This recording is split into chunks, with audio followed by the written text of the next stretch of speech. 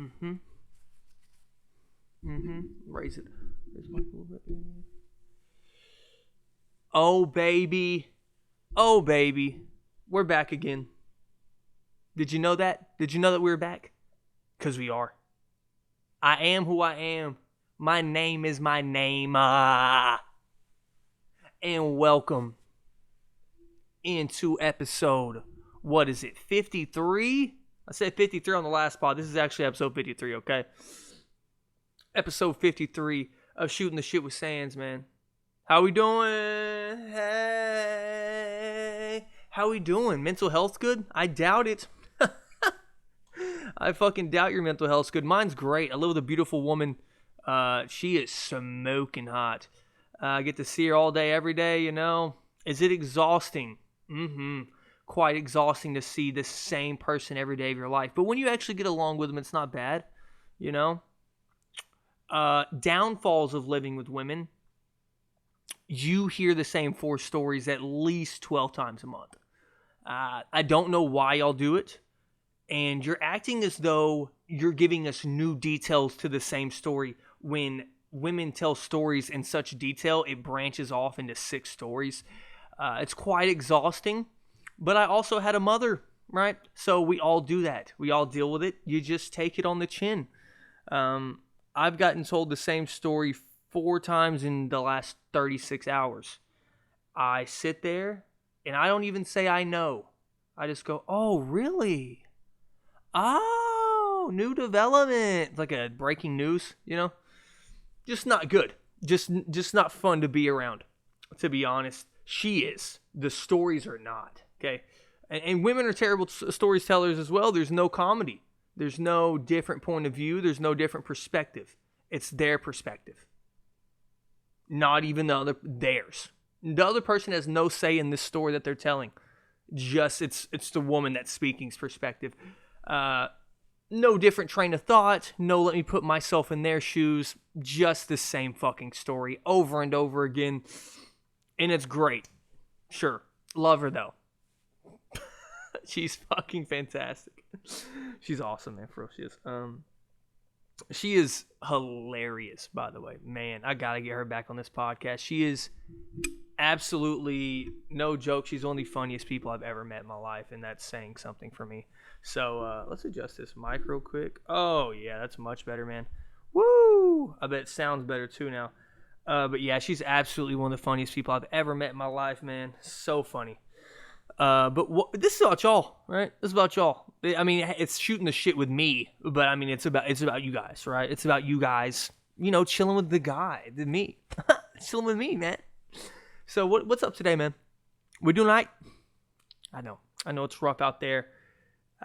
Hopefully you got a job, you know. If you don't, I feel bad for you. But if you're just a bum sitting at the house, go fuck yourself, okay? Go fuck yourself. I lost my other water bottle. Hunter, how did you lose a 64-ounce water bottle, they ask. None of your fucking business. How about that? I will lose anything under the sun. I will lose anything. I've lost my own nose before. Believe it or not. Okay. So, today on the podcast, guys, we are doing some sports shit mostly. I really ain't got a bit for y'all today. You know, I give you a little bit at the beginning. Hoo-hoo, edgy comedy here. Don't really have much for you, right? So, today on the podcast, man, I'm going over how great the Suns actually are. I said the whole podcast last podcast. Did I record it on here? Or was it actually 52? I think it was my pseudo 52 that I had to record twice. But I'm pretty sure on episode 52 I said I was going to give you all my top 5 teams 12 times. I never did. I'm actually going to give you my top 10 teams. All right. And the Suns are obviously in there. I'm going to talk about why they, to me, have championship aspirations. And then I'm going to talk about the hole in the Clippers of why I still think they're not a Western Conference Finals team. And I know that sounds bogus or whatever, but I'm sticking to my laurels on that. And I really do believe they cannot make the Western Conference Finals this year because of this particular thing, which is the same thing wrong with a lot of teams in the NBA. And I have 7 teams listed here who I believe can win a championship that all have mostly the same problem, right? And some that don't. And then, this is a lot, I know, it's a lot. It's a sports pod today, guys. And then we're going to get into what I think can keep you in the game with the Clippers. It sounds so obvious, but people are acting like they're a juggernaut, and they're not to me. They are an amazing team, and I'm not going to act like I don't see them going to the finals. I think people think they're going to ramrod everybody in the Eastern Conference, and that's just not true to me. It's just false. So we're going to go over why I believe that is, and my fucking philosophy on the new NBA is pissing me off because if it dropped Friday instead of today on Monday, or tomorrow on Monday, I should say. Jesus, excuse me. Then I would look like a genius once again. I would look like a genius. I had this whole shit written out right here. Hold on. This whole thing, focus. Is it going to focus? There you go. Right here. It's all written out. It's all written out, the philosophy I had and why the Nets would struggle if they faced the fucking Lakers in the finals. And then it panned out right to be true. Right when I didn't get to drop my episode. So we're still going to go over that, though. So, first, what are we going to do first? The hole in the Clippers. Fuck it. Let's just go with the hole in the Clippers. Okay, so these guys are amazing at perimeter defense, which to me in this NBA helps you to a certain extent. But a lot of guys are just such good shot makers, it's not going to matter, right? And the thing they have yet to address, right? Yet to address. One, they do not get a lot of point paints on offense. And two, they give up a lot of point paints on defense. They're middle of the pack. They're 16th in points per game in the paint. Every fucking Instagram clip is me not pronunciating words. Fuck! Okay. They are middle of the pack. They are 16th in giving up points in the paint per game. Now, in scoring, in points per, oh fuck, I'm gonna lose my mind. Dude, is that not a fucking tongue twister? Peter Piper picked the pickle pepper, right? Points in the paint per game. God damn. Shit. Okay.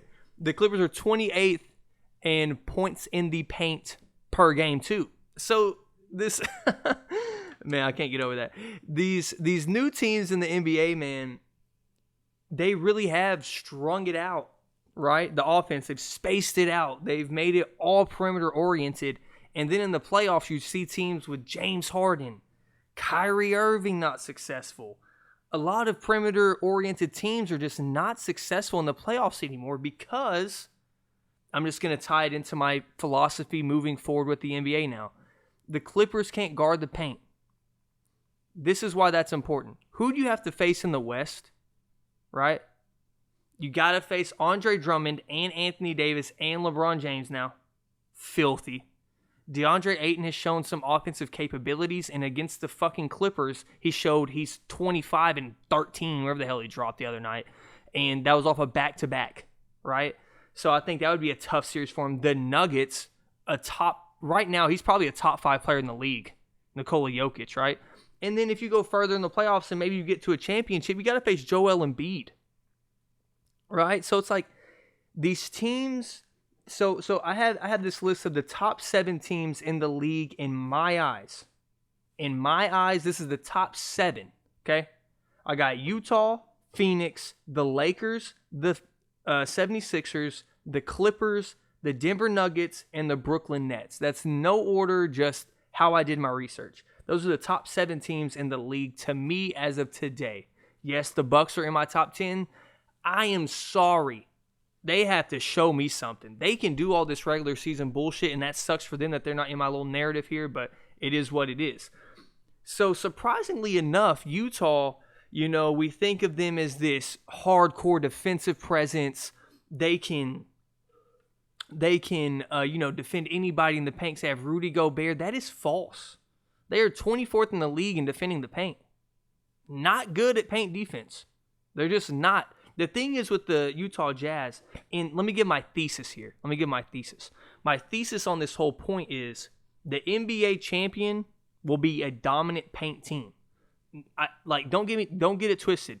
The Nets can score in the paint. They cannot defend the paint. And you saw what happened when KD was seeing Andre Drummond in front of him in the paint. And imagine that with AD on him or LeBron on him. That's bad. You know what I mean? You saw he's turned the ball over, couldn't make a play. It was really hard for him because he don't want to go up at the rim. Mostly against Andre Drummond. And he has nobody to pass to. I get Kyrie or James Harden was out. Kyrie didn't play that many minutes, but nobody played a lot of minutes because it was a fucking blowout, right? So that's my real thesis. I'm honing in on top 10 NBA teams. I'm not talking about the whole league because the whole league cannot win a championship. Do I think a team like the Heat can make a run again? Absolutely. Are they going to win the championship? Probably not, right? But I think they can make a run. But these are 7 teams I truly believe can win a ring, and why some of them will not actually win one because of their flaws, who could be and basically have a very disappointing season. I know I'm backtracking, but I have to get my full point out so you're not confused. You get what I'm saying? So Utah, to me, has never been a contender. I said I was wrong about them. Fuck that. Fuck that, H. We stand right on our 10 toes down, motherfucker. 10 toes down. Because when they're out in the first or second round, and I got my fucking phone blowing up, we didn't say they were contenders. We just said they were better than last year. Shut up. Utah Jazz and contender don't go together. You know why? They don't have that guy. And if you think Donovan Mitchell is that guy, you have no fucking eyes, okay? You have no eyes. You are blinded by some wild narrative, okay? Okay?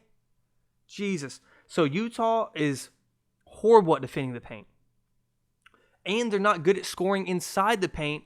And the thing is, you see teams that get hot from outside, right? So I'll even bring up the Heat last year in the bubble. We were scorching from downtown. And you see it, the main example is the Daryl Morey era of the Rockets. Those teams, and you're thinking, Hunter, that's so extreme. They shot 70 in a game. Bro, every team in the NBA, like the Jazz, the Suns, they shoot 30 a game. That's what we do now. You shoot 33s a game, damn near, and you move on. I bet if we saw the least three-point shooting team in the league, it's probably the 76ers. And guess what? They're fucking amazing, aren't they? They probably have some of the least attempts in the league, and this is me guessing. I'm not even looking at it. This is me guessing. And people like the Jazz, who just heave threes all game, depend on Donovan Mitchell to win one-on-one, and you're depending on, this is the same thing with the Bucks last year. You're depending on Joe Ingles and Bogdanovich, who's a good player, but come on now. You're relying on Royce O'Neal to make shots. Like, you can't have that. You got to have some easy buckets, and when the time comes to get to the rack and get a bucket, and the Utah Jazz cannot do that right now. You know, it's all going to depend on if Donovan Mitchell can be that clutch scorer and that dude that makes a bucket in the clutch. I said that before, and I just don't think he is. And then we go to the Phoenix Suns. Don't score a lot in the paint, but they are they're top 12 in the league at defending the paint. Somehow, some way. Now, don't get it twisted. Do I think they can make a run to the finals? Fuck, no, I don't. No. They are a great defensive team this year, though. They're 6th in defensive efficiency. They're top 10 in three-point percentage. Top 10 in points per game. Devin Booker's shooting splits is looking like 49, 36, and 86. He's averaging 26, 4, and 4. They're top 3 in assists per game. Number 6 in least turnovers. You know? So what they're not going to do is beat themselves this year. They were a young, inexperienced team, and then we all see the Chris Paul stats, right? Do I have to repeat the shit we all saw on TV and Twitter and all that? Yes. When he goes somewhere, they win. In the regular season, they get wins, and they go further in the playoffs, and you expect them to. But they are somehow amazing at defending the paint. I don't see how, because DeAndre Ayton is a foul monster. All he does is foul. If he goes against Anthony Davis and Andre Drummond, that motherfucker will be sitting on the bench in 6 minutes. Fouled out after 6 minutes. Jesus. And then we have the Lakers, right? So this is why I think they're amazing. They're 7th in the league at points in the paint, right? Scoring. Now, they have the narrative shifts because I've watched these teams, okay? When you watch the Lakers, one, this is a crazy stat before I get into my next point. I'll just say it. They're 17th in the league at defending the paint, so right there with the Clippers, right? And you go, well, Hunter, why are you shitting on the Clippers and not the Lakers? The Lakers are such an elite defensive team and a top-tier defensive team at defending the three-point line that they're going to give up paint points because that's what they want. That's what they want to give up. They don't want the threes. And without LeBron and Anthony Davis, without them two, the Lakers have stayed in the top 3 in defensive efficiency all year. All year without them. They've stayed in the top 3. Now, isn't that crazy? When you think about their roster, isn't that crazy? You got Montrezl Harrell, Dennis Schroeder, Kyle Kuzma, Caldwell Pope, Talen Horton Tucker. Like, we're talking about guys who you don't think of defensive specialists whatsoever. But their scheme and the way they have to try on defense to stay in games, they're hard to beat. Just like right now, what are they? They're at like a 500 record without LeBron and AD. I told y'all, they're not going to be that horrible. They play too good a defense to be a shitty team. So with the Lakers, that's why I think they're still the favorite. Because you go to Brooklyn, they're 8th in scoring in the fucking in the paint. Because they have so many shot makers and things of that nature. A lot of lobs and all that. They got a lot of ISO scoring. But they're also, is that 28th? 20th? 20th in defending the paint. And people like Denver, 9th in scoring, 7th in defending the paint. They have a slow tempo, so you don't get that many shots. And when you do, it's not a good look, most likely, And they have Jokic. So that's what I'm saying. Teams like Utah, they're going to have a hard time with the Nuggets. Like last year, they had an epic series. They did. They had an epic series. I think Michael Porter Jr. now getting a new role on the Nuggets has made them lethal. Over the last 25, 26 games, he's averaging almost 20 points a game on over 50% shooting from the field. He's really stepping it up. And then we have the 76ers, who obviously dominate in the paint, dominate defending the paint, top 10 in both categories. So I got doors being slammed in my house and shit. It's getting crazy in here. So that's the thing with the Clippers, right? And basically I'm saying, once again, teams with dominant down-low scores will continue to dominate the NBA. And I'm going to actually go into a little deep dive on my little theory on the Nets next, but we're going to take a little commercial break, man. Thank y'all for sticking with me. Thank you guys for sitting with me through the commercial break, man. Oh, and to start out this second part of the podcast, I wanted to say shout out to my boys doing it big right now. Jay Tots on Twitch already has a controller sponsorship, by the way. Got that shit in like a month of streaming. He's an amazing Call of Duty player, and I don't ever judge on the content you create. Now, if I shit on OnlyFans women, yeah. And I think Twitch video game players are the only fans of men. I think they are. They're the only fans for men. It's like, it's the natural hobby. Women sit in their room, get naked and masturbate. And men sit at home, be bored, and play video games.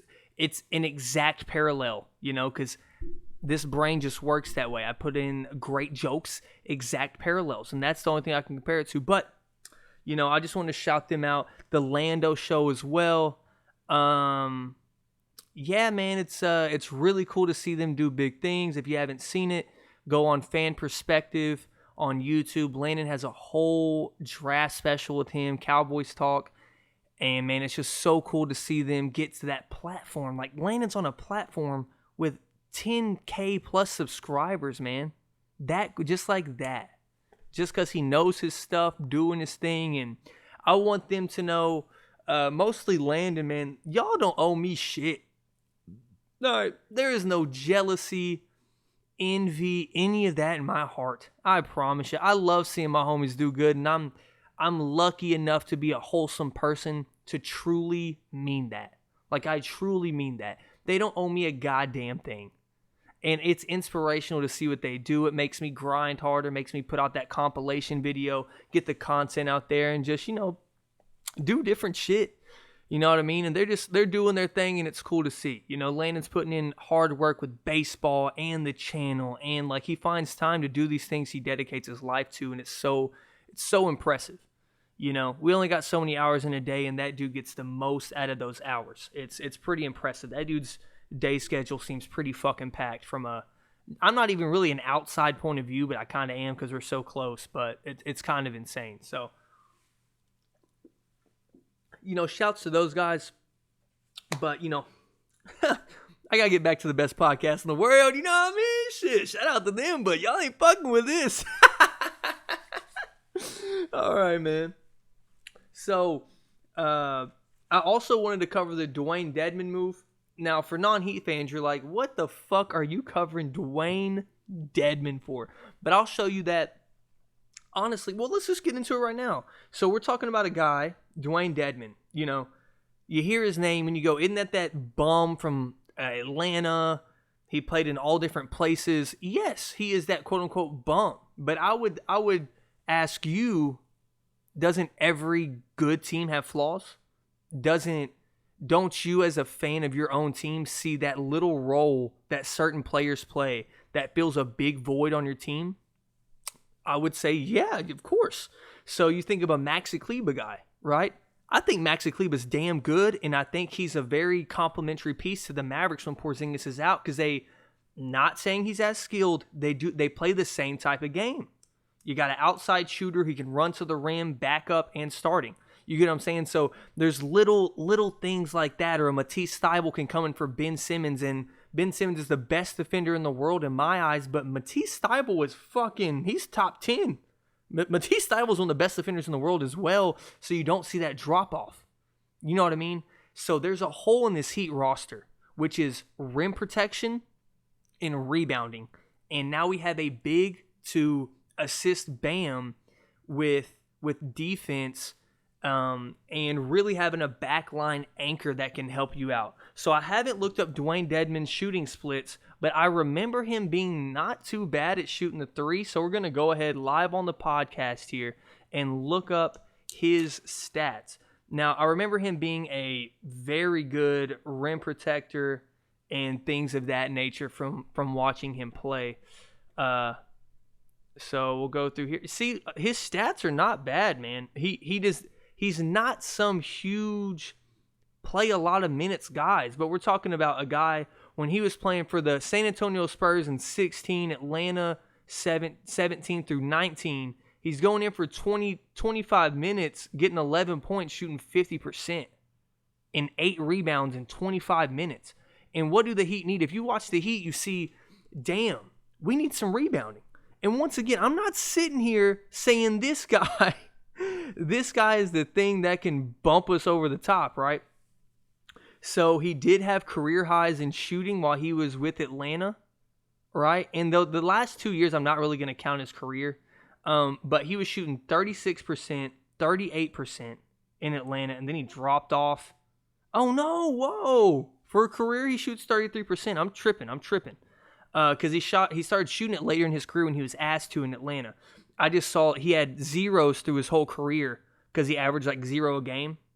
You know what I mean? So, but this guy he's a block a game in 20 minutes. I mean, if that's a start, he gets 2 blocks a game. You get what I'm saying? Once again, I'm not sitting here acting like he is a fantastic piece and he makes us a championship contender.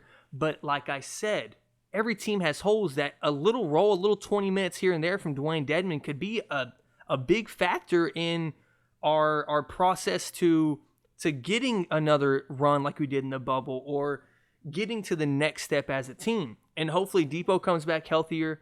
And it was pretty scary that he said, yo, my knee's kind of not as healthy as I want. I'm one leg is stronger than the other. And then literally the next game he gets hurt. That sucks. Mostly when we're starting our Western road trip tonight with the Trailblazers. Kind of sucks, but it is what it is. But yeah, that Dwayne Dedmon move is a big deal to me. It is. I know it's crazy. But now we don't have to have Bjelica at center or power forward, because like when he's at power forward, we have Achua in, really. Achua's Achua was a great pickup. He's high energy. He needs to be taught the game better. Once again, my girlfriend pointed number 5 out on the television and said, what the fuck is that dude doing? He's looking around like he don't know where he's supposed to be at. Because he doesn't. He makes a lot of mental mistakes. He's out of control. I think Dwayne Dedman brings a veteran presence there. Once again, when you got great rim protection, like the Heat are already aggressive in passing lanes, which kind of hurts us sometimes. But at the same time, you have that backline defender. It's going to help a lot, okay? So that's my little Heat review today. You know, I'm always going to talk about my Heat, man. That's my shit. I got the jersey on. We killing today. So next subject is my philosophy on how to beat the Nets. This is a quicker podcast, so I don't have a 10-minute funny bit for you, right? I think elite defensive teams will give this team trouble.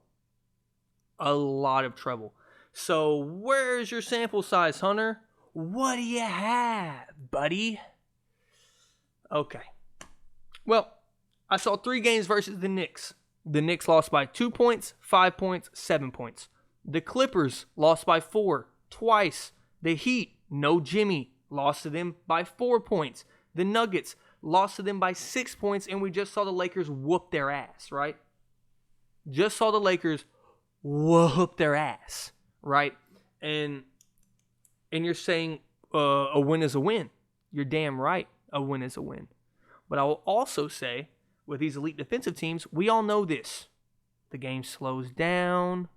There's only one ball in the court is really not coming into full effect until the playoffs. So you're thinking Kyrie, KD, Harden on the same team. You got 2 minutes left. Where are you going? Because these games are not going to be 135 to 140 anymore. These games are going to be 110 to 108. When you start playing the Heat, who have Depot, Jimmy, and Bam when healthy. When you're playing Matisse Thybulle, Joel Embiid, who, dear God, they better pray they don't play them. They better pray they don't play the 76ers in the Eastern Conference Finals. I will mark it down, stamp of approval. Stamp it. If they face Joel Embiid, win or lose, Joel's averaging 32 points plus a game at bare minimum. Bare minimum. Stamp it. And when it happens, I'm popping this clip up on Twitter and saying, suck my chach. Shoch my chach. That's what I'm saying. And from what I've seen, once again, this will go all the way back to my first point today.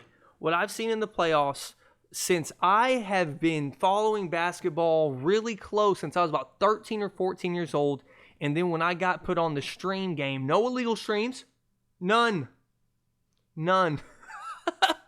Just streaming in general. When I found out how to watch all these games, I started being really balls deep into basketball, and I turned about 19 to 20 years old. And you're thinking, well, that's kind of late. Not really. I watched every national televised game that was on every Tuesday, Wednesday, Thursday, Monday, Saturday, all that. I watched all of them. So, but honing in on your certain teams that you're interested in and trying to get a really in-depth view on, that became 20 to 21 years old, and I really started analyzing the game of basketball the way I wanted to, with the effort that I wanted to, right? And since I have been in that mind space, head space, whatever you call it, all I've seen is these teams with elite guards who are great shot makers. The Dame Lillards, the Steph Curry is a anomaly. The James Hardens, the Russell Westbrooks, the Kevin Durants, the Kyrie Irving. People don't remember the Kyrie Irving Celtic days. Do you remember that? Him getting his ass whooped by the Bucks. Y'all remember that? Him shooting 20% 2 games in a row. Y'all remember that? Because I do. And a lot of these guys haven't had success on their own teams. Once again. Did y'all see Paul George and the Clippers and Kawhi Leonard also choke against the Nuggets? Because they get a lot more easy baskets because they have Jokic. Did y'all see that? I do too. Did y'all ever see, who else was there? I'm trying to think of contested shot makers. Y'all are somebody is in their car screaming, him! That guy! Him! I don't remember. But there was a lot of cases like that. Even a Derrick Rose, in a sense, where he got to the playoffs and he was good, but a lot of games were very bad when it came to, percentage-wise and efficiency. So for as long as I've lived, now this is not, I'm not honing in on them having 3 superstars. I'm talking about individually. You know what I mean? And maybe it helps that they don't see a lot of double teams anymore. I never saw anybody double Harden because I know he can pass. But it's kind of crazy. I'm over here trying to shit on the Nets when specifically I'm talking about them versus the Lakers in the finals, And to me, seeing Andre Drummond and Anthony Davis down there would be frightening to me. Could you imagine that, right? AD is going to guard KD probably, which is the best matchup you could ever ask for to guard Kevin Durant. I'm not saying you can guard the motherfucker. I'm saying who is one guy you want guarding him? Giannis, AD, and Ben Simmons. Those are the 3. Kawhi, maybe? He's a little bit on the shorter. He's like 2 inches shorter, 3 inches shorter. Those guys are as tall, stronger. Kawhi's stronger as well. There's a lot of people stronger than KD. But that can keep up with him. That's a great matchup. And you're talking about no post presence on defense. Nothing like that. It's just, I think when you bring up elite defensive teams like the Lakers, like the Heat, like the even the Bucks, like the 76ers. I think I already said them. Hopefully I did. Who else was I thinking of? What the fuck? I think I didn't say 76ers. Anyways, y'all get what I'm saying. And then you go against if you go against the West, really, I don't see many elite defensive teams out West. I know that's the narrative going around. I see 1 or 2. Don't get it twisted. I think the Jazz are a good defensive team. They're not as good as people paint them out to be because they also have a slow-ass pace. And when you give up that many points going that slow and scoring that many points, it's very odd. So, yeah, that's kind of, I just came in here and ran a little bit, just shared random knowledge that I was thinking about. Yeah, so today's probably a 30-minuter. That's cool with me. Quick and easy. If I got some jokes or something, another random subject, I'll pop in here and do it again. But I'm about to go upload this funniest moment video. I know y'all already probably seen it or seen it get posted and stuff. So, but thank y'all for listening once again. Oh, I have an exclusive announcement. Exclusive here on the Hunter Sands Shooting the Shit with Sands podcast. Breaking news! The man is back. The kid is back. The best football writer in the world is back. Not your father's football. Oh my God, the blog is back. I have an exclusive. I have announced it. He will be back this week. Now, if he doesn't drop, now he has so much pressure to drop his fucking article now. He has so much pressure to drop it, and he must drop it. And I hope he works on it very well, very good. I love it. So, shout out to Chris, man. Y'all go check that out if you can. Go get that man's views up. And with that being said, thank you for all the support. Shout out to my creative brothers and sisters. All of y'all. Y'all keep working. All the local rappers, I always support you. Local creators, I always support them. I love everybody that fucks with this podcast and texts me motivation. It fucking makes me so happy. Thank you so much. But I'm out. The pod gold is out. Dude.